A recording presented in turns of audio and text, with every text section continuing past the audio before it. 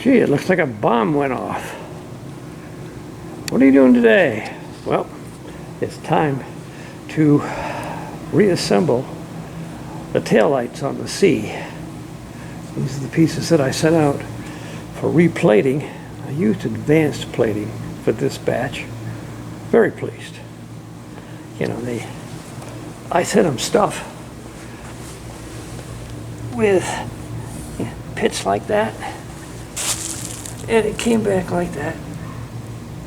No pits, just perfect. Well, assembling taillights on the C is not a 15-minute job, I'll tell you.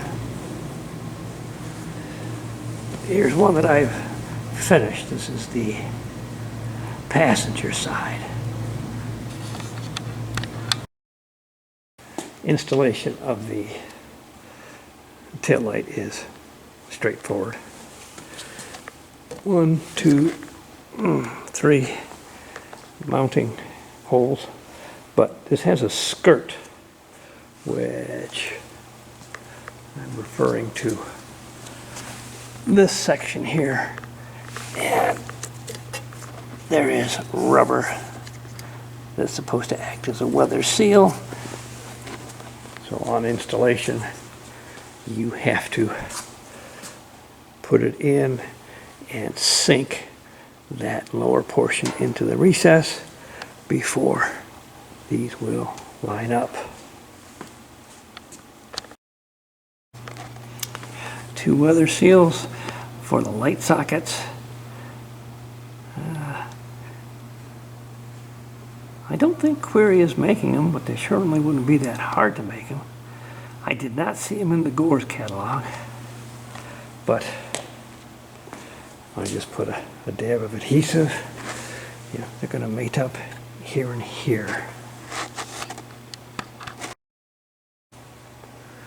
One thing I found that's been a great assistance is working on a carpeted surface like this, because you got all this fresh chrome and the last thing you want to do is scratch it.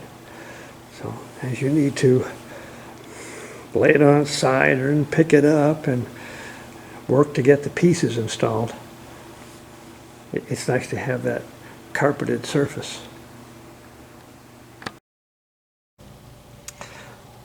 Some helpful hints, I hope, on reassembly of a C taillight.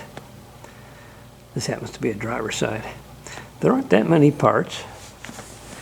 Backup lens, red brake lens, a big and a small saddle, and that is the filler piece, and the gasket. You can get new gaskets from Query. A reassembly, the first thing you got to do is install your backup light and the big saddle. One of the things that can go wrong on installation of the brake light lens. You see the top has broken out on this one. Well, this lens is held in the housing by this top screw and the lower saddle.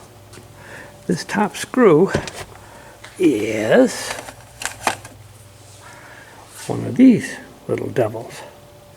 It has so much thread that if you go too deep on this, you will break out.